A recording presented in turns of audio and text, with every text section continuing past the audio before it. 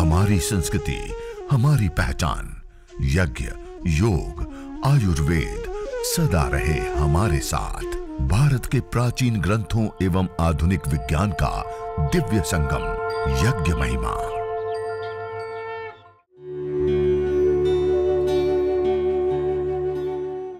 भारतीय संस्कृति में यज्ञ, योग एवं आयुर्वेद जैसी अमूल्य विद्याएं हैं, जिसका मूल है वेद।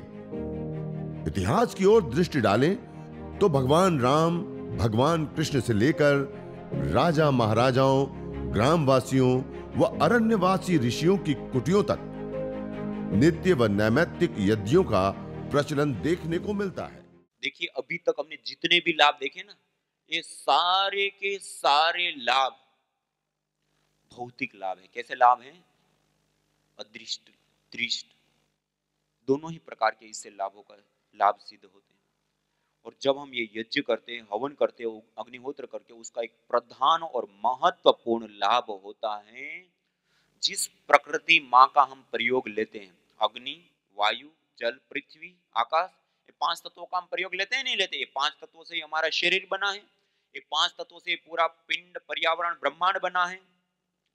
ये पांचों के पांचों तत्वों का पोषण करना, संवर्धन करना, उसको सशक्त बनाना, उसको संतुलित करने का काम इस यज्ञ, हवन, अग्निहोत्र के माध्यम से होता है। इसलिए इसको कहा जाता है देव यज्ञ। क्या कहा जाता है?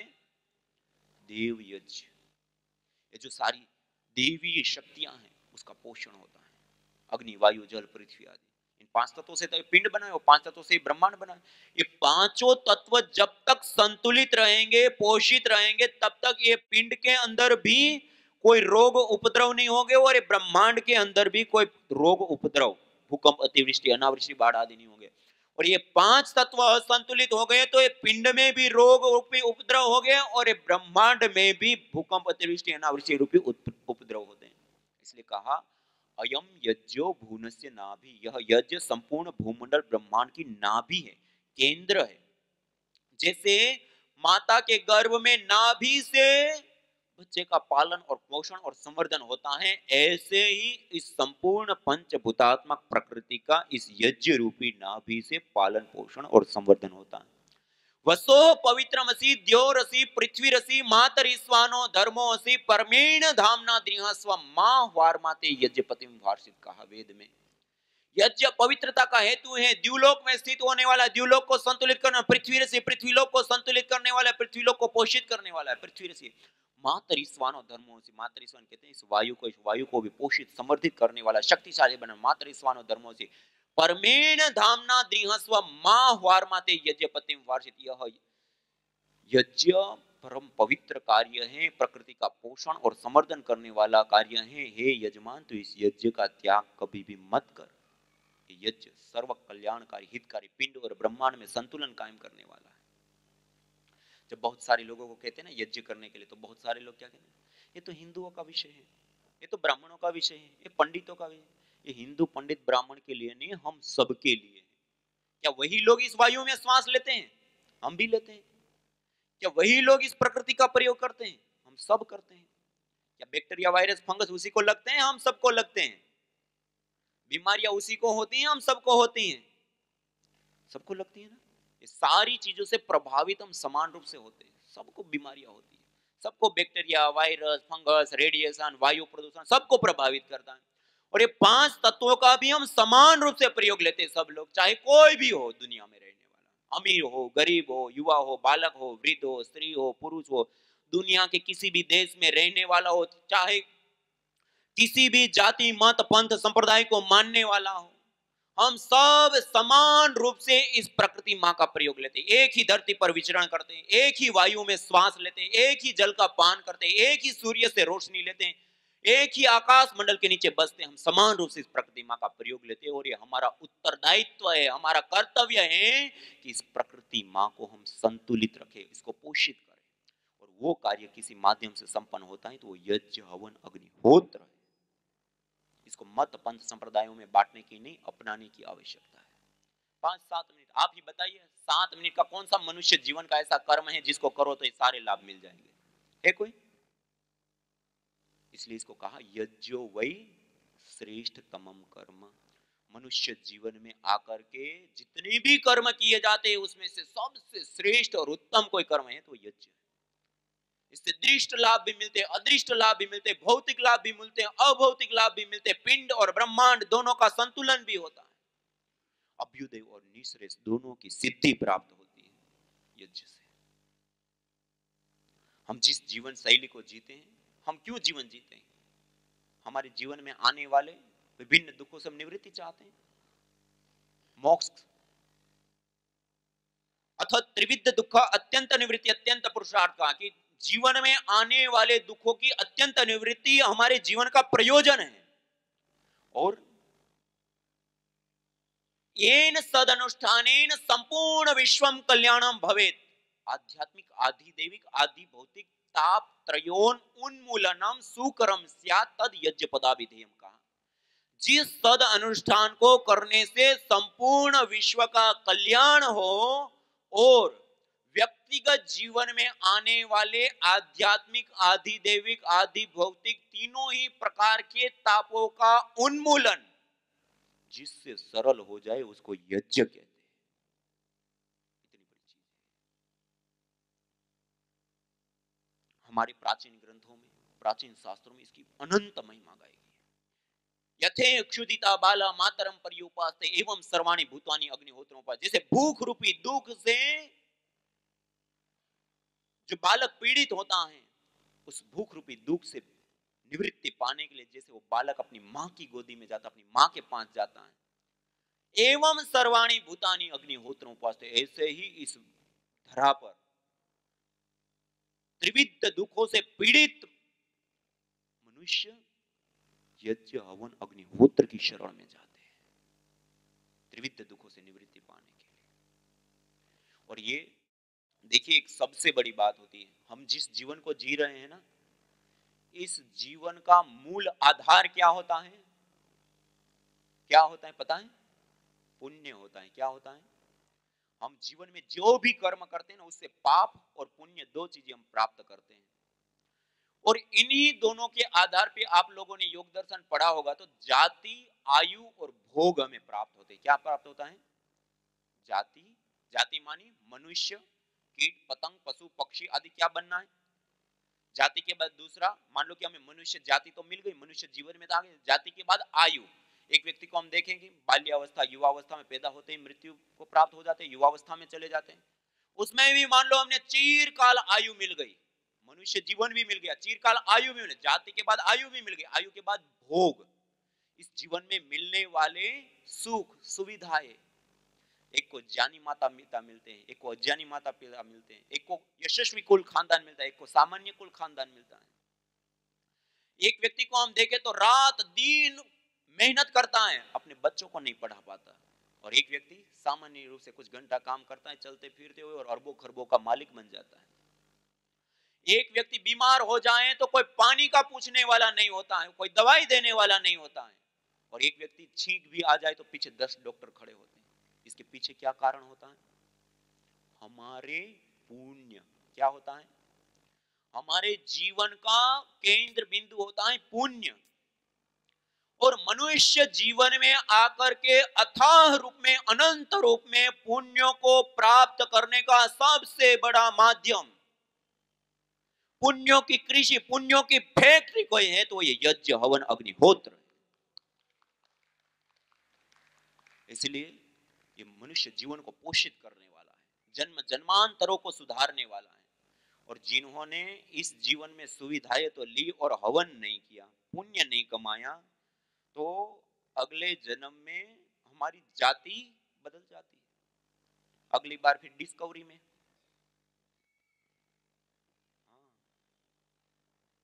अभी आस्था में आ रहे हैं ना, आस्था में आना है तो हवन करना पड़ेगा। हवन नहीं करेंगे तो पुण्य क्षय हो जाएगा, पुण्य क्षय हो जाएगा तो अगली बार में डिस्कवरी में। डिस्कवरी में आना है या आस्था में आना है? आस्था में आना है। आस्था में आना है तो फिर हवन करना पड़ेगा। पुण्य का खराता, ये पुण्यों की कृषि है, पुण्यों की फैक्ट्री। आपने घर के अंदर हवन कुंड लगाया दिया तो जन्म जन्मांतरों का शोधन करने वाला, अनंत पुण्य देने वाली फैक्ट्री लगा ली अपने घर के अंदर। और इष्ट काम धूक, सर्व काम धूक, सत्याह संतु यजमान से काम का, जो यजमान हवन करने के बाद जो प्रार्थना करता है अग्नि देवता से, उसकी वो सारी मनोकामनाएं भी पूर्ण होती है। हम अलग अलग मंदिरों में जाते हैं, अलग अलग जगहों पे जाते हैं, मनोकामनाएं करते हैं, मुन्नतें मांगते हैं। हमें मंदिर पे जाने की आवश्यकता नहीं है, हवन कुंड को अपने घर में लाइए, हमारा घर स्वयं मंदिर बन जाएगा। बहुत अनमोल चीज है। होत्री सदनम हरितम हिरण्ययम कहा वेद में। जिस घर में जिस स्थान पे प्रतिदिन यज्ञ होता है, वो घर वो स्थान देवालय हो जाता है, दिव्य हो जाता है। वहां पर समस्त प्रकार की अशुभ शक्तियां, समस्त प्रकार की नेगेटिविटी, समस्त प्रकार की बीमारियां, दोष, उपद्रव सब नष्ट हो जाते हैं और शुभ से भर जाता है, सुख से भर जाता है। हमारे प्राचीन शास्त्रों में जिस प्रकार से अलग अलग बातें बताई, उसमें विशेष करके बताया, जब हम ये यज्ञ करते हैं, हवन करते हैं ना, उसको भोजन के साथ गिन करके बताया। श्रीमद् भगवद गीता में तृतीय अध्याय में कहा कि हम यदि हवन करने के उपरांत भोजन करते, यज्ञ शिष्टा सीना संतो मुच्यन्ते सर्व किल विषय, यज्ञ हवन अग्निहोत्र करने के बाद जो प्रसाद रूप अन्न का ग्रहण करता है, वो सभी प्रकार के पापों, दोषों, क्लेशों से मुक्त हो जाता है। और भुंजते तु त्वघम पापा ये पचंती आत्म कारणात् का, जो केवल अपने लिए भोजन पकाता है, बिना यजन के भोजन खाता है, भुंजते तु त्वघम पापा, वो पापी होता है, पाप का भोग कर रहा है, अन्न का नहीं। कठोर शब्दों में बताया, वो पापी है, पाप का भोग कर रहा है, अन्न का नहीं। चतुर्थ अध्याय में जाकर के फिर से कहा है, यज्ञ शिष्टा अमृत भुजो यान्ति ब्रह्म सनातनम, जो यज्ञ हवन अग्निहोत्र करने के बाद प्रसाद रूप अन्न को ग्रहण करता है, वो सनातन ब्रह्म को प्राप्त कर लेता है। ये दुनिया का सबसे बड़ा लाभ है। नायम लोको यज्ञ से कुतो अन्य कुरु सत्तम, और जो यज्ञ नहीं करता है उसके लिए तो यह लोक भी सुख कर नहीं होता है, परलोक की तो उसकी बात ही छोड़ दो। चतुर्थ अध्याय में कहा। और 18वें अध्याय में जाकर के फिर से कहा, यज्ञ दान तप कर्म न त्याज्यम कार्यमेव तत्, यज्ञ दान तपश्चैव पावनानि मनीषिणाम, यज्ञ करना, दान करना और व्यक्तिगत जीवन में तप करना, इस कर्मों को कभी भी नहीं त्यागना चाहिए। ये तो मनुष्यों को भी पावन करने वाले कर्म होते हैं। और मनुस्मृति में महर्षि मनु जी ने कहा कि जिस घर में यज्ञ याग आदि नहीं होते हैं, वह घर, वह व्यक्ति श्वास लेता हुआ भी श्वास नहीं ले रहा है, और ये जीवन में आकर के भी भूमि भार भूता, ये जीवन में आकर के भी वो भार रूप है। और आचार्य चाणक्य जी ने तो यहां तक चाणक्य नीति में कहा, स्वाहा स्वधाकार विवर्जितानि स्मशान तुल्यानि गृहानि तानि, जिस घर के अंदर यज्ञ याग आदि नहीं होते हैं, वो घर स्मशान के तुल्य होते हैं, त्याज्य होते हैं। वहां पर रोग, दोष, क्लेश, आपस में झगड़ा और अनंत प्रकार की अलग अलग प्रकार के रोगों से और नेगेटिविटी से भरे रहते हैं, अशुभों से भरे रहते हैं। और एक और, यज्ञ शिष्टा अमृत भुजो यान्ति ब्रह्म सनाम, जो यज्ञ करता है सनातन ब्रह्म को प्राप्त कर लेता है। यज्ञ शिष्टा सीन संतो मुच्यन्ते सर्व किल विषय, जो यज्ञ करता है वो सभी प्रकार के पापों से, दोषों से मुक्त हो जाता है। यज्ञ शिष्टा अमृत भुजो यान्ति ब्रह्म सनातनम से लेकर के अलग अलग यथेक्षुदिता बाला मातरम पर्युपास्ते एवं सर्वाणि भूतानि अग्निहोत्रम उपास्ते, सारे प्रकार के दुखों से मुक्ति, त्रिविध दुखों से मुक्ति की बात बता दी।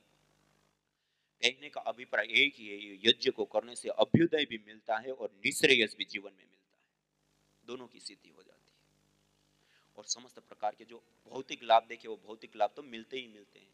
आप ही बताइए, ये 7 मिनट का कर्म, इतने सारे लाभ, चाहे शास्त्रों में देख लो, चाहे विज्ञान में देख लो, चाहे जिन लोगों ने अपने जीवन में निष्ठा पूर्वक, विधि पूर्वक अपनाया, उनके जीवनों को देख लो, इतने सारे लाभ। इसको हमें 5-7 मिनट करना चाहिए, नहीं करना चाहिए? आप लोग करेंगे? कितने लोग कर सकते हैं या करेंगे? करेंगे? एक बार आपके लिए जोरदार ताली हो जाए। ये करने वाली चीज है। आज नहीं करेंगे ना, कोई बचाने वाला नहीं है रेडिएशन से, कोई बचाने वाला नहीं है वायु प्रदूषण से, कोई बचाने वाला नहीं है बीमारियों से। लोग कर रहे हैं, दवाइयां खा रहे हैं, फिर भी मर रहे हैं। देख रहे हैं, हजारों करोड़ रुपए खर्च कर देते हैं लोग। एक साल में कितना खर्च होता है मेडिकल खर्च। तो ये सब चीजों से हमें बचा लेगा। तो आज हम एक संकल्प लेकर के जरूर जाएंगे कि छोटा सा 5-7 मिनट यज्ञ अपने घर के अंदर जरूर करेंगे। हाँ, कुछ नहीं आता। गायत्री मंत्र कितने लोगों को आता है? गायत्री मंत्र सबको। गायत्री मंत्र का ही उच्चारण करके 11 आहुति दे दो, कुछ नहीं आता है तो। बाकी अभी हम सीखेंगे जो आपको आज सबसे शॉर्ट विधि, आसान से आसान, सरल से सरल जो विधि देव यज्ञ की होती है वो आज आपको बताएंगे। ये आप हर रोज, जब अभी तो हम करेंगे तो एक एक चीज बताएंगे इसलिए हमें समय लगेगा, बाकी आप हर रोज रूटीन में करेंगे ना। 7 मिनट की विधि है। कितने मिनट? केवल 7। कुछ नहीं तो ये 7 मिनट यज्ञ जरूर करना। और अधिक, जिनको जितना ज्यादा पुण्य चाहिए, जितना ज्यादा और विशेष लाभ चाहिए, वो उतनी ही ज्यादा गायत्री मंत्र, महामृत्युंजय मंत्र से और विशेष आहुतियां देना। तो आइए हवन करने के लिए जो आप पहले थाली लाए हैं ना, प्लेट लाए हैं, तो उस थाली प्लेट को नीचे रख दीजिए, अन्यथा आपने हवन कुंड को नीचे जमीन के ऊपर पहले स्टैंड को रख दीजिए। थाली लाए हैं तो पहले थाली को लगा दीजिए, उसके ऊपर ये लोहे का जो स्टैंड रखा हुआ है उसको रख दीजिए, और उसके ऊपर हवन कुंड लगा दीजिए। इतना कीजिए। उसके बाद एक ऐसी प्लेट होगी आपके पास, देखिए ऐसे पीतल की एक प्लेट होगी, प्लेट को निकालिए, और एक ऐसा डिब्बा होगा, उस डिब्बे के अंदर एक सामग्री का पाउच होगा, उस पाउच को, जड़ी बूटियों का पाउच होगा, उसको तोड़ करके इसके अंदर जड़ी बूटियां डाल दीजिए। और एक गाय के घी की डिब्बी होगी आपके पास, देखिए उस डिब्बी को खोल लीजिए। इससे अतिरिक्त आपके पास एक समीधा, मानी यज्ञ के लिए जो हम प्रयोग करते हैं ना, जो लकड़ी का, उसको कहते हैं समीधा। तो लकड़ियों को निकालिए, उसमें से जो समीधा है उसमें सबसे छोटी वाली जो 2 समीधा होगी, उन 2 समीधाओं को ऐसे गाय के घी से भिगाइए। हमने सारी समीधाओं को गाय के घी से भिगाना है, लेकिन ऐसे पतला पतला पूरा लगा देना है। पूरा लगा दीजिए घी, हमने पहले ही लगा लिया, आप लगा दीजिए, अच्छे से लगा लीजिए घी को। और उन समीधाओं को आपके पास जो सामग्री की प्लेट है उसमें, या जो पन्नी है ना, वो पन्नी के ऊपर रख दीजिए। गाय के घी से युक्त करके पन्नी के ऊपर एक साथ सारी समीधाओं को रख लीजिए। तो इतना थोड़ा सा ऐसे दूरी के ऊपर रखे हवन कुंड को, अपने से थोड़ा सा दूर कर दीजिए हवन कुंड को, जिससे सामने हवन सामग्री की प्लेट, गाय का घी का पात्र आदि भी आ जाए, उतनी जगह चाहिए। और अग्नि भी प्रदीप्त होंगे तो हम पास में नहीं बैठ पाएंगे, थोड़ा हमें दूर ही करना पड़ेगा। और आपके पास एक तांबे का छोटा सा ऐसे आचमन पात्र भी है, उसको भी एक टिश्यू पेपर भी आपको दिया, उससे ऐसे अच्छे से पोंछ लीजिए, क्योंकि वो नया है ना। तो एक बार ऐसे पोंछ लीजिए, और पोंछने के बाद उस पानी के पात्र के अंदर जो आपके पास बोतल रखी, उसमें से थोड़ा पानी ले लीजिए, आधा से थोड़ा सा ज्यादा, इतना भर लीजिए पानी का, आधा या आधे से थोड़ा ज्यादा उतना पानी उसमें डाल लीजिए। और ये पानी का जो पात्र है उसको भी साइड में पानी भर के रख लीजिए। सामग्री की प्लेट में जड़ी बूटियां रख लिया, और समीधा भी गीली करके रख लिया। अब न जाने कितनों ने आहुतियां दी इन अमित्र रोगों के संतापों से, है वर्तमान भी आज दुखित, न पूछो भविष्य के प्रकोपों से। प्रत्युष पावनी होती जहां यज्ञानुष्ठान घर आंगन में, वहां मनुष्येतर सब झूमते, शांति भरे सुख आनंद से। इदम हविर्यातु धाना नदी फेना इमाम वहत, अर्थात जैसे नदी का जल जाग को बहा ले जाता है, वैसे ही यज्ञ में आहूत की हुई हवि सभी प्रकार के रोग, दोष, ताप, संतापों को वैसे ही बहा ले जाती है जैसे नदी। जागो।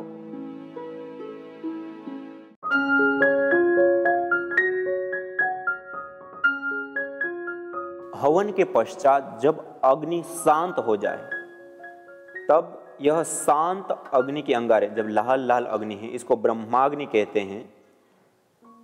और इन समिधाओं को पास पास में, नजदीक में ऐसे लगा देते हैं, और नजदीक में ऐसे लगा करके ऐसा थोड़ा सा दबा देते हैं। तो यह समिधाएं अब लंबे समय तक प्रदीप्त रहेगी अंगारे के रूप में।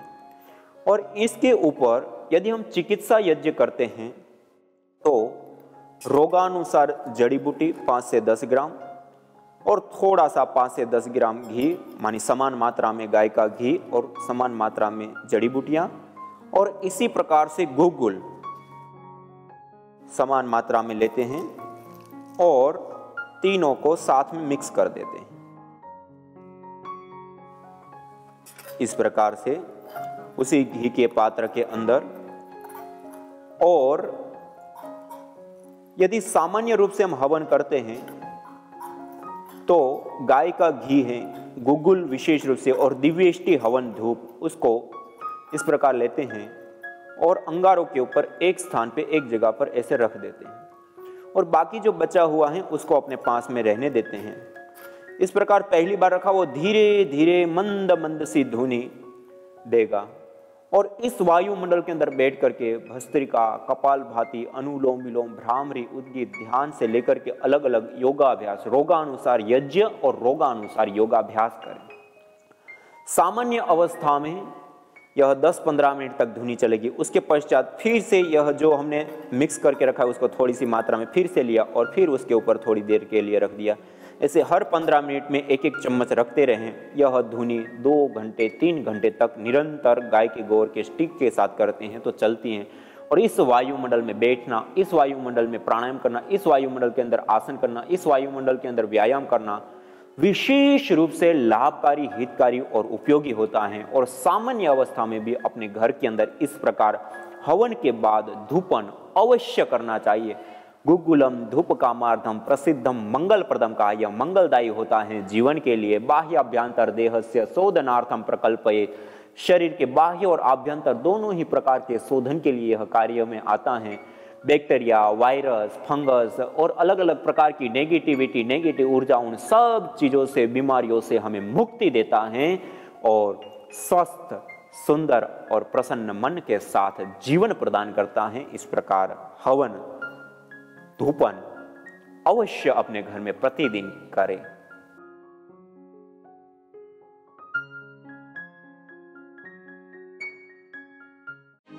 यज्ञ भारतीय संस्कृति का मूल है। तो आइए हम संकल्प लें, संसार के श्रेष्ठतम कर्म यज्ञ को अपनाएं।